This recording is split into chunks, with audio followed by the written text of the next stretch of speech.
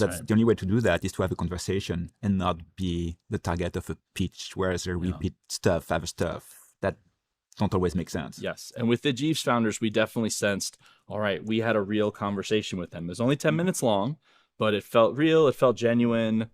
Felt like an actual working conversation. And we think this could be a big thing if it's successful. There's a lot of question marks, but let's do it. A lot of times, we as group partners aren't totally sure about an idea at the interview stage. It's really about identifying these key traits, the same ones we've seen time and again in the most successful founders. Next up, Serbian Aaron will talk to you about why you should avoid trying to follow in the exact footsteps of successful founders that came before you.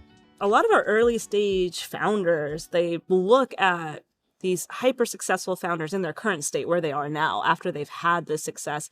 What do you think the risk is of doing that? Well, I think that for founders just starting out, they think that the trajectory and the growth graph of all the successful startups looked like this, Right. just like constantly up and to the right. And they don't see the early days when they applied with a different idea, they had no product, they tried something and nobody wanted it. And so what you end up seeing, the stories that you read in the press and in the media, has this PR gloss over it, 100%. where they're only showing the positives, only showing the good stuff, and not showing a lot of the negatives and all of the super difficult times that they had to go through in order to get to that point to be able to tell their story.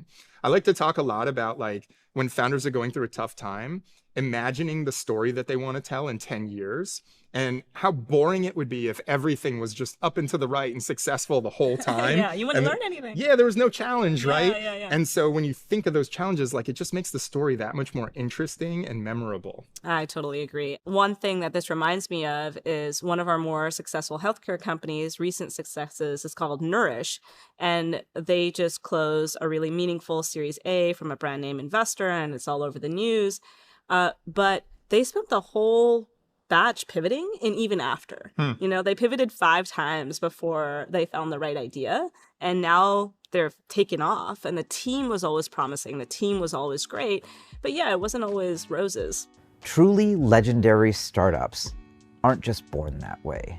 They are forged through difficult decisions, uncertainty, mistakes, and pain. I'm proud to say the group partners at YC are some of the most experienced people in the world at helping founders get to product market fit.